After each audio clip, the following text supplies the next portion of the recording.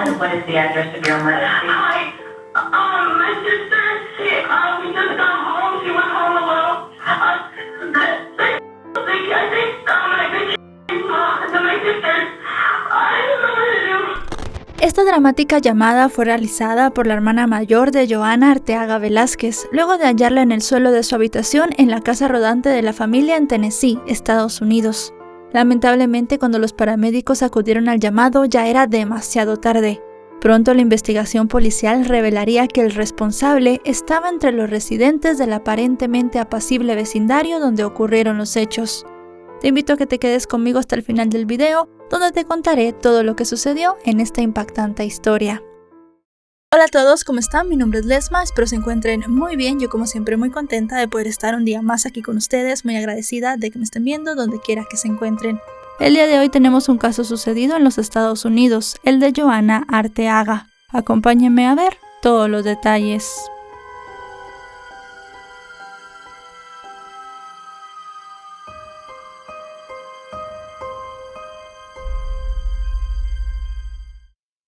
Johanna Arteaga Velázquez nació el 22 de abril del año 2005 en Tennessee, Estados Unidos, en el seno de una familia de origen latinoamericano. Fue la segunda de los 3 hijos de Patricia Velázquez y Luis Arteaga, quienes los criaron con mucho amor y dedicación. Quienes la conocieron la describen como una niña amable, educada, cariñosa y divertida. Johanna creció junto a su hermana mayor Jocelyn y también con un hermano menor cuya identidad no ha trascendido. Según sus seres queridos, desde pequeña irradiaba alegría y curiosidad. Su risa resonaba en cada rincón del modesto hogar, y su carácter amable se expresaba en su disposición de ayudar siempre a los demás. Sus compañeros del colegio, donde cursaba el 7º grado, la admiraban por su inteligencia y su habilidad para hacer reír a todos. Además de ser aplicada en sus estudios, Johanna tenía talento para los deportes. Le encantaba el patinaje, pero su verdadera pasión era el taekwondo, disciplina en la que gracias a su destreza y dedicación había alcanzado el cinturón amarillo.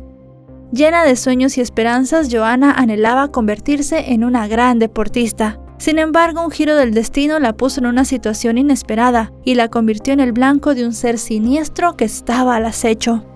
El 10 de agosto de 2017, Johanna no asistió a la escuela y se quedó en casa recuperándose de una lesión sufrida mientras patinaba. Según el relato posterior de Patricia, la niña tenía el tobillo hinchado y casi no podía caminar, por lo cual estaba utilizando muletas. Ese día la mujer tenía el horario de la tarde en la tintorería donde trabajaba, así que en la mañana se dedicó a preparar sushi, el plato favorito de su hija de 12 años. Luego de almorzar juntas, Patricia se fue a trabajar, dejando a Johanna descansando en su habitación, sin imaginar que esos momentos que acababan de compartir serían los últimos junto a su amada hija. Aunque algo intranquila, la devota madre se marchó a cumplir sus labores, confiada en que Johanna seguiría al pie de la letra las estrictas reglas de seguridad que ella y su esposo le habían inculcado a sus hijos, para cuando los dejaban sin supervisión mientras ella trabajaba. Patricia declaró más tarde que cuando los chicos se quedaban solos en la casa rodante, tenían prohibido cocinar, ducharse, abrir la puerta, jugar fuera o hacer ruidos fuertes. Pero todas estas precauciones fueron insuficientes para proteger a su pequeña hija. Según los registros telefónicos, a las 4:15 de la tarde, Johanna le envió un mensaje de texto a su madre, en el que le decía que estaban llamando a la puerta. Pero Patricia no lo vio al momento porque estaba ocupada en el trabajo. Cuando finalmente revisó su teléfono, le respondió que no hiciera ningún ruido. 4 minutos después llegó otro mensaje, en el que su hija le advertía que creía que era el hombre que cortaba el césped en el jardín, pero ya se había marchado. Esta última comunicación resultó clave para las posteriores investigaciones. Alrededor de las 6:45, Patricia regresó a su casa acompañada de Jocelyn de 14 años y su hijo menor, quien para ese entonces tenía 10. Cuando abrió la puerta se encontró con una escena que ninguna madre debería presenciar. Johanna yacía en el suelo de la habitación, con su cinturón amarillo de taekwondo alrededor del cuello. Tenía los pantalones ligeramente bajados y le salía sangre de los oídos y la boca.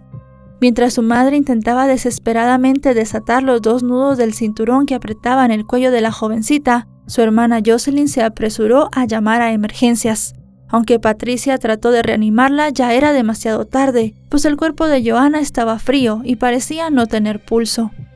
La confusión y el dolor se apoderaron de Patricia y sus hijos, mientras se esforzaban por entender lo que había sucedido. El operador de emergencias les pedía detalles, pero la situación era caótica. En pocos minutos llegaron al lugar los paramédicos, quienes de inmediato se dieron cuenta de que no había nada que hacer por la niña. Enseguida, agentes de la policía aseguraron la escena y recorrieron cada área de la casa en búsqueda de cualquier elemento sospechoso. Afuera, los familiares de Joanna lloraban su pérdida, mientras ofrecían las declaraciones a los detectives. El trauma en el cuerpo de la niña y la ropa desordenada pintaban un cuadro de brutalidad. No había señales de entrada forzada. Parecía que Joanna conocía a su atacante. El doble nudo en su cuello había acabado con su vida, y quien perpetró el acto atroz se tomó su tiempo, como si cada segundo contara. Los auriculares que ella solía llevar puestos para escuchar música estaban empapados de fluido hemático. La ventana del baño estaba abierta, un detalle que no pasó desapercibido para los policías durante la inspección. Los peritos forenses recolectaron huellas dactilares en la escena y llevaron el cuerpo de Joanna hasta la morgue para ser examinado. El sargento David Kautzman, veterano de la policía de Nashville, confesó que nunca había visto una escena tan atroz en toda su carrera.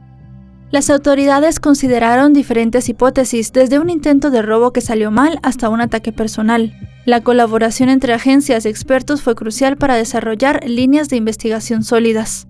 La búsqueda de testigos y evidencias se intensificó, y los detectives recorrieron el vecindario de una casa rodante a otra. Entre los vecinos, uno llamó la atención, un hombre llamado Roy Cons Jr. de 45 años, quien vivía a 2 puertas del tráiler de la familia Arteaga.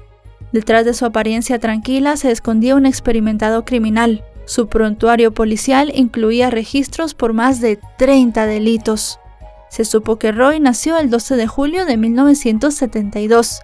A través de su historial criminal se descubrió que su primer arresto fue cuando tenía 19 años y que a lo largo de su vida había sido condenado por cargos graves y menores, entre ellos agresión agravada con un arma y robo agravado. El más reciente fue en 2016 por posesión ilegal de armas y también de estupefacientes. Además, incurrió en 13 transgresiones de su libertad condicional. Este sujeto, con un abultado prontuario policial, fue entrevistado por el detective Chris Bowden, quien notó que había algo sospechoso en él. Además de su bolsillo sobresalían unos guantes de látex que llamaron la atención del oficial. How you doing? Doing well. You live here? Yeah. You been here pretty much all day, or I've been in and out. you never saw anything unusual, strange, nothing stood out to you? Like, I've never seen that guy before. No. Why do y'all keep coming to me for? Well, I was trying to calm you. I was trying to calm you down. I know my property. I'm not bothering me. I don't bother nobody. I stay with myself. Do you still have my phone number? Yes, I have it. And I told him out there, they repeatedly kept on. I have his number. I know his name and everything. Right. And then they come up here and ask me the same questions again. Durante la conversación, Roy mencionó haber presenciado ese día cerca del lugar una pelea entre 2 hombres. Según dijo, uno de ellos conducía una camioneta Toyota de color verde. Aunque esta interacción inicial fue de rutina, la policía consideró a Roy una persona de interés, por lo que volvieron a entrevistarlo nuevamente. Esta vez, uno de los oficiales le preguntó si había estado en su casa cerca de las 3 de la tarde del día en que habían ocurrido los hechos. Él explicó que había salido a comprar cigarrillos y luego se refugió en el cobertizo durante la mayor parte del tiempo, hasta que salió para revisar su buzón. Después regresó, se sentó a fumar un cigarrillo y vio una película en su teléfono. Según Roy, ese día estuvo cuidando al perro de un amigo, por lo que salió a pasearlo al parque durante unos 40 minutos. Were you home all that day leading up to it? I left. I go and got some cigarettes. No, I was in the shed pretty much the whole time until I came out to go to the mailbox. And then I came back out, sat around, smoked a cigarette, went back in, watched the movie on my phone. I was dog sitting for a friend of mine. I grabbed the dog, we went to Cereal Park. I spent maybe 35-40 minutes there. Durante esta entrevista, Roy compartió que David, el mejor amigo de su difunto padre, había trabajado años atrás en el remolque donde vivía Joanna. Aunque admitió haber estado dentro de la casa en varias ocasiones, lo hizo antes de que los Arteaga se mudaran, y afirmó que después de eso solo había estado en la entrada cortando el césped. Cuando los oficiales le preguntaron sobre la posibilidad de encontrar su ADN en el cuerpo de la niña, Roy respondió que recientemente le había estrechado la mano a Joanna. Mientras los oficiales seguían buscando respuestas, Roy lucía cada vez más enojado. Dijo que no entendía por qué seguía molestándolo, si él no tenía nada que ver con lo ocurrido, aunque en el fondo sabía que su pasado lo perseguía como una sombra implacable. Este intercambio sin dudas resultó clave para la investigación, pues reveló inconsistencias en el relato de Roy, quien mencionó algo que indicaba que Joanna había sido sofocada, un detalle que no había sido revelado por las autoridades al público hasta ese momento. A partir de ese momento, los oficiales buscaron pistas sobre posibles conexiones del sospechoso con el crimen. Recogieron una colilla de cigarrillo que descartó para ser analizada. Mientras continuaban las pesquisas, se dieron a conocer los resultados de los análisis forenses practicados al cuerpo de Joanna. El médico forense Feng Li, quien había analizado miles de estos análisis a lo largo de su carrera, afirmó que el examen post-mortem de la niña permanecería con él por el resto de su vida. Según los resultados de los estudios, la víctima había fallecido por una asfixia causada por el cinturón alrededor de su cuello, que fue apretado con fuerza hasta cortarle la respiración. El informe reveló que la presión ejercida por el atacante fue tal que se le rompieron los vasos sanguíneos de los ojos y del rostro, lo que produjo la aparición de unos puntos rojos conocidos como petequias. El caso fue clasificado rápidamente como un homicidio. El forense también documentó contusiones en la cabeza de Joanna, marcas de ligaduras en el cuello y moretones en todo su cuerpo. El crimen de una niña inocente en su propio hogar conmocionó a los habitantes y acabó con la tranquilidad que caracterizaba a la comunidad. Los vecinos se unieron en el dolor y la indignación que embargaba a la familia, y la búsqueda de justicia se convirtió en un llamado colectivo. También hubo miedo, tristeza y una sensación de vulnerabilidad al pensar que había un homicida entre ellos. En medio de la conmoción, familiares, amigos, maestros, compañeros de clase y vecinos se reunieron para despedir a la pequeña de 12 años. La ceremonia se llevó a cabo en el Jardín de la Memoria de los Niños de Nashville, donde Patricia lloró en silencio. En ese momento no podía expresar con palabras sus sentimientos por la devastadora pérdida de su hija, en especial por la brutalidad con la cual le arrebataron la vida. Los vecinos recordaron a Joanna como una niña feliz y educada. El jardín se llenó de flores y velas, un tributo a la vida truncada demasiado pronto. Todos se preguntaban quién podía haberle hecho daño a una niña inocente. Mientras los allegados a la menor le daban el último adiós, la investigación continuó avanzando. El laboratorio criminalístico del Departamento de Policía Metropolitana de Nashville analizó meticulosamente todas las evidencias halladas por los peritos en la escena.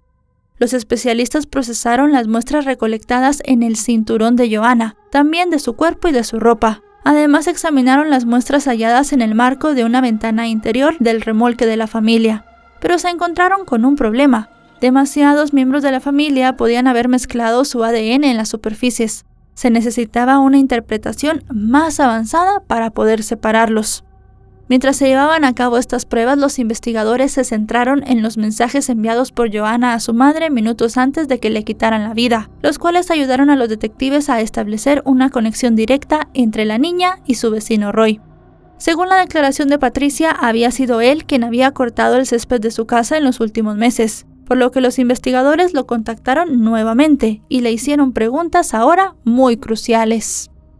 Durante su interrogatorio, el sospechoso negó haber tocado la puerta de Joanna ese día, pero admitió haber pasado por delante de su casa alrededor del mediodía cuando salió a comprar cigarrillos. Sin embargo, los testimonios de algunos vecinos advirtieron sobre su presencia en la zona durante las horas que se presume le quitaron la vida a Joanna, y sobre su extraño comportamiento durante la vigilia, pues estaba inexpresivo, evitaba las miradas y parecía sentir una gran culpa. Adicionalmente, las autoridades obtuvieron los resultados de la evidencia, los cuales arrojaron que el perfil genético de Roy coincidía parcialmente con las muestras halladas en el cuerpo de Joanna, en la ventana trasera del baño, en una camisa y en un calcetín de la jovencita. Aunque el ADN de Roy no se encontró en el cinturón con el cual le quitaron la vida, la fiscalía alegó que él había usado guantes. Además, según la acusación, el ADN de la madre tampoco se había hallado en el cinturón, a pesar de que ella también tuvo contacto al desatarlo cuando se encontró el cuerpo de su hija. Con estas evidencias, Roy fue arrestado el 25 de septiembre de 2017. La comunidad estaba horrorizada ante la revelación de que el presunto autor del horrible crimen vivía tan cerca. El sujeto fue imputado por 2 cargos de asesinato en primer grado, asesinato premeditado en primer grado, intento de agresión sexual a un menor y robo agravado. La corte le negó la fianza y ordenó que permaneciera en prisión preventiva en el centro de detención Hill en Nashville, mientras esperaba su juicio. El proceso legal comenzó casi 2 años después, el 8 de julio de 2019, en el tribunal de Davidson County, en Tennessee. La sala estaba cargada de emociones. La audiencia inició con la fiscal Pam Anderson dirigiéndose al jurado con determinación. Detrás de ella, una pantalla mostraba una imagen de Joanna, sonriente y llena de vida. La fiscal describió en detalle cómo la madre de la víctima había encontrado a su hija cuando llegó de trabajar. Incluso mostró el cinturón utilizado por el agresor para quitarle la respiración. Resaltó que aunque no se halló ADN del acusado en esta pieza de evidencia, como ya dijimos, tampoco se halló el de la madre de Joanna, pese a que ella también lo había manipulado. En la opinión del fiscal, esto no tenía que exonerar a Roy. En ese momento del debate, Patricia no pudo contenerse al ver el cinturón de su pequeña y salió corriendo de la sala ahogada en llanto. Según la reconstrucción de los hechos ofrecida por la acusación, el hombre había trepado por la ventana del baño para ingresar a la casa. Luego había atacado a Joanna e intentó agredirla sexualmente. Los fiscales tejieron su caso basados en la siguiente evidencia: ADN encontrado en la escena del crimen, los registros de teléfonos celulares que situaban a Roy cerca de la escena después de que Joanna le enviara el último mensaje a su madre, y los comportamientos sospechosos del acusado en los días posteriores al crimen. Aunque los expertos hablaban de coincidencias parciales, para la fiscalía el perfil genético del acusado en el cuerpo de la víctima y en la ventana del baño eran una prueba irrefutable de su culpabilidad. Además estaba el testimonio de los vecinos, quienes declararon en el juicio haber visto a Roy cerca de la casa de Joanna en el momento en el que fue atacada. Uno de los residentes recordó que lo vio salir apresuradamente, mientras que otro mencionó que Roy había visitado la casa móvil en varias ocasiones. Pero sin duda el testimonio más revelador fue el de un hombre llamado Moses Okot, quien vivía en un campamento para personas sin hogar, al cual se había mudado Roy después del crimen. El testigo aseguró que en diferentes ocasiones solía hablar con él sobre la fe y el perdón. Estas conversaciones se convirtieron en piezas claves, pues según este hombre, en medio de estas charlas, Roy le confesó que alguna vez le había quitado la vida a alguien, aunque no reveló detalles de quién ni de cuándo. La madre de Joanna también subió al estrado a declarar, y su desgarradora narración de cómo encontró a su hija conmovió a los presentes en la sala del tribunal. Por su parte, la defensa de Roy, liderada por el abogado David Hopkins, luchó por demostrar su inocencia. Argumentaron que la falta de huellas dactilares y la ambigüedad de las evidencias no eran suficientes para condenar a su cliente. El letrado aseguró que siendo practicante de artes marciales, Joanna habría intentado defenderse, dejando evidencia que podría exonerar a su cliente. Sin embargo, la fiscalía cuestionó su capacidad para defenderse debido a la lesión que tenía en el tobillo. Durante los argumentos finales del debate, los fiscales presentaron su as bajo la manga: el ADN, el cual aseguraban era la evidencia definitiva que vinculaba a el acusado con el crimen. Pero el abogado defensor tenía otra hipótesis para refutar a la acusación, según la cual ese ADN podría ser un rastro de los trabajos pasados realizados por Roy y su padre en el remolque de la familia. Ante tal argumento, el fiscal Jeff George apeló al sentido común del jurado, advirtiendo que no era posible que el perfil genético del acusado permaneciera inactivo en el tráiler durante tantos años. Asimismo, el fiscal resaltó los comentarios de Roy durante uno de los interrogatorios, en los cuales él había mencionado que Joanna falleció sofocada, cuando ese dato, como ya sabemos, no se había revelado al público. Sin embargo, en su argumento final, el abogado defensor afirmó de forma tajante que no había pruebas suficientes de que su cliente hubiese cometido el crimen, pues no había huellas dactilares, solamente ADN, y tampoco había testigos presenciales. También hizo referencia a unas marcas de pisadas que aparentemente se encontraron en el rostro de Joanna. Al respecto, afirmó que el patrón de estas huellas no coincidía con ningún par de zapatos hallados en la residencia de Roy.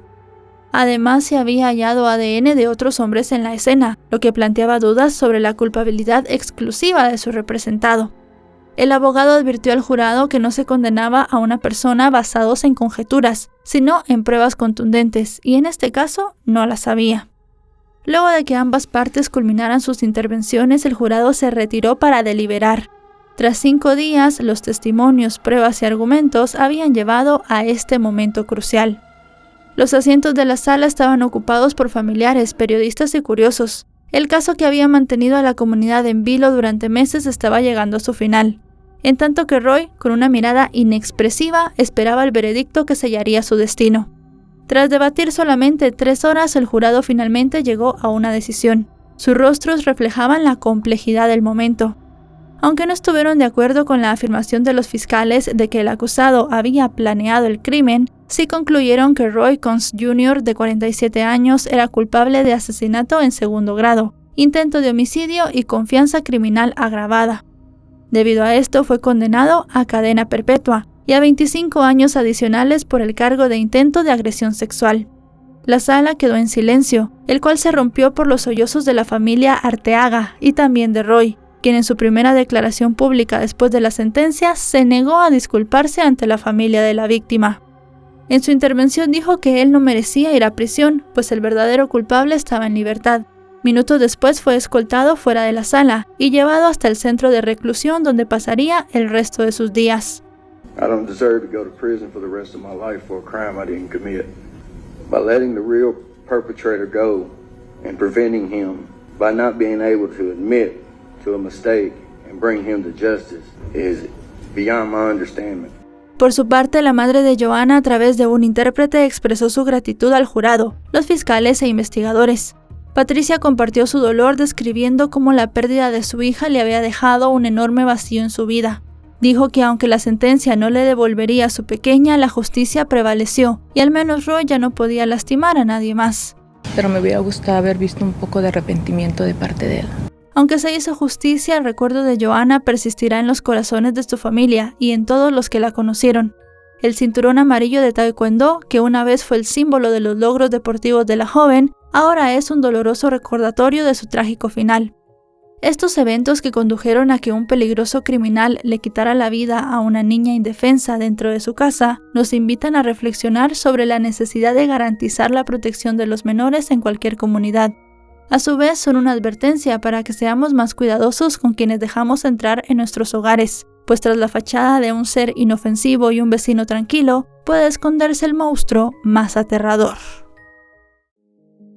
Y bueno, chicos y chicas, hasta aquí el video de hoy. Un caso, como siempre decimos, muy terrible, una vida que se pierde y en este caso la vida de una niña prácticamente, una persona que empezaba a vivir, que tenía muchos sueños e ilusiones, realmente una persona inocente que no sabía de la maldad, que no entendía por qué las personas hacían cosas malas y al final pues alguien en quien seguramente su familia confiaba y ella también terminó quitándole la vida, una situación muy triste.